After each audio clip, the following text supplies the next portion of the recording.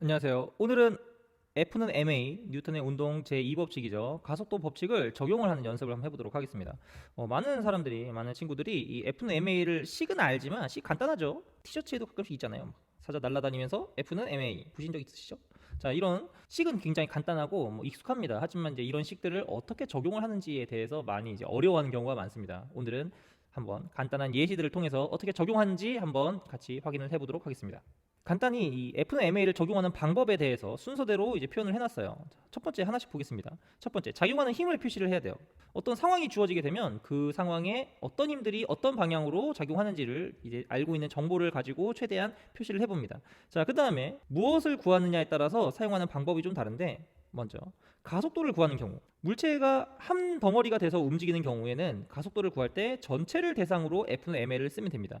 그리고 이제 다음 내부힘이라고 하는 건 이제 물체가 같이 움직일 때, 예를 들어 뭐 실로 매달려 있거나 아니면 A가 B를 밀거나 이런 식으로 그 물체들 사이에서 힘이 작용할 때는 각각의 물체에 대해서 F는 ma를 적용을 합니다. 그 다음에 마지막으로 이제 알짜힘을 물어볼 때가 있어요. 알짜힘을 물어보게 되면 뭐 크게 고민하지 말고 그냥 F는 ma라는 공식에 바로 쓰면 됩니다. 한번 예를 들어보겠습니다. 가장 기본적인 예를 한번 들어볼게요. 수평면이 있어요. 자, 수평면 있고요. 그 다음에 물체가 두 개가 있습니다. A라는 물체가 있고요. 그 다음에 B라는 물체가 있습니다. 그리고 이 B를 예를 들어 오른쪽 방향으로 숫자를 넣어볼까요? 10N이라는 힘으로 잡아당기고 있어요. 질량도 설정을 해줄게요. A의 질량은 예를 들어 2kg, B의 질량은 3kg으로 할게요. 이런 식으로 작용 힘 질량이 정해져 있습니다. 자, 그럼 첫 번째 물어보는 거. 첫 번째, 가속도는 어떻게 구하느냐? 여기 보시면 가속도를 구하기 전에 먼저 작용하는 힘들을 먼저 다 표시를 해봐야 됩니다. 지금 F라는 힘이 B를 오른쪽으로 당기고 있지만 사실 움직이는 건 B뿐만 아니라 A도 같이 움직일 거예요. 근데 A는 어떻게 움직이느냐? 바로 B가 A와 실로 연결되어 있기 때문에 실이 잡아당기고 있습니다. 이제 이거를 우리는 보통 장력이라고 대문자 T로 쓰죠. B가 A를 당기는 거예요. 뭐 실이 연결되어 있어서 실이 A를 당긴다라고도 표현을 하지만 사실 실은 힘을 전달해주는 매개체일 뿐이고 결국에는 이제 B가 A를 당긴다라고 보시면 됩니다. B가 A를 당기면 반대로 A도 B를 당기겠죠. 작용 반작용입니다. 똑같은 크기의 힘을 반대 방향으로 당깁니다.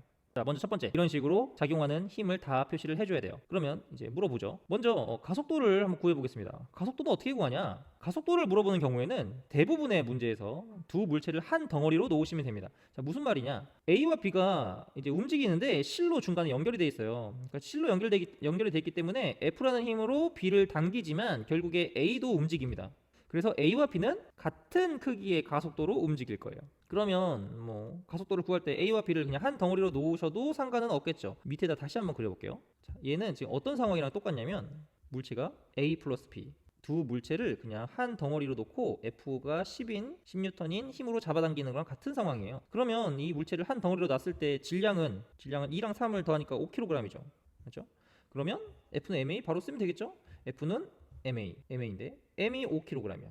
그러면 따라서 A는 2m/s 제곱이라는 게 나오죠. 이런 식으로 가속도를 구할 때는 한 덩어리로 놓고 물체를 한 덩어리로 놓고 구하면 수월하게 구해집니다. 자, 가속도를 구했어요.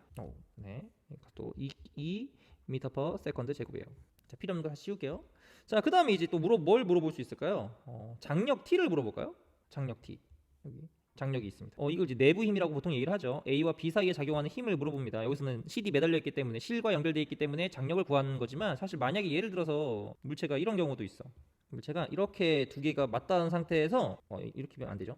자, 이렇게 하나를 이제 한쪽으로 이제 밀어요. 그러면 오른쪽에 있는 애는 왼쪽에 있는 애한테 힘을 받고 이제 반작용하는 힘도 있겠죠. 이런 거. 두 물체 사이에 작용하는 이런 내부에 작용하는 힘들 같은 경우에 어떻게 구하느냐? 이럴 때는 F는 MA를 적용을 하는데 이제 각각 개별적으로 구하셔야 돼요. 예를 들어 A에 대해서 F는 MA를 쓴다던가 또는 B에 대해서 F는 MA를 쓴다던가 이렇게 나눠서 하셔야 됩니다. A에 대해서 한번 써볼까요? A에 작용하는 알짜힘은 T밖에 없어요. 그렇죠? T밖에 없습니다. 근데 A에 작용하는 거니까 A의 질량 곱하기 가속도를 하면 되겠죠. 근데 A의 질량은 2kg이었고 가속도는 2였죠. 따라서 T는 4N이다 라는 것을 알 수가 있습니다. 오른쪽에 물체 B에다가 해도 똑같아요. 대신에 이제 B는 힘이 두 개죠. 오른쪽으로 F가 있고 왼쪽으로 T가 있습니다. 그러면 알짜힘을 구해야 되는데 알짜힘은 큰 거에서 작은 거를 빼면 돼요. 결국에 이제 이 물체는 오른쪽으로 가속 운동을 하는 거기 때문에 알짜힘의 방향은 오른쪽이라는 걸 알 수 있습니다. 그래서 알짜힘은 F에서 T를 뺀 게 알짜힘이 되고요. 그것은 B의 질량 곱하기 B의 가속도를 하면 되는데 알짜힘은 10 빼기 T가 되고요. B의 질량은 3이었죠. 가속도가 2였어. 그럼 딱 역시나 T는 4N이 됩니다. 이런 식으로 너무 지저분해졌죠? 자, 이런 식으로 이 물체 사이에 작용하는 내부 힘을 구할 때는 이렇게 물체 각각에 대해서 F는 MA 운동 방정식이라고 합니다. 운동 방정식을 적용하면 됩니다. 자, 그다음에 세 번째, 알짜임을 묻는 경우가 있어요. 예를 들어 A에 작용하는 알짜임이 얼마냐? 그걸 FA라고 해볼게요. A에 작용하는 알짜임이 얼마냐? 뭐 물론 우리가 T 값이나 F 값이나 이런 것을 다 안다면 상관이 없습니다. 근데 만약에 몰라, 내가 예를 들어 힘의 크기를 몰라. 이 모르는 경우에 알짜임 어떻게 구하냐? 알짜임을 만약 물어본다? 그러면 바로 F는 MA를 써주시면 돼요. FA, A 알짜임은 A의 질량 곱하기 A의 가속도입니다. 근데 이제 우리가 A의 질량과 A의 가속도 알잖아요. 질량은 2kg이고 가속도는 2였으니까 그러면 A에 작용하는 알짜임은 4N이 되고요. 마찬가지로 B에 작용하는 알짜임도 똑같습니다.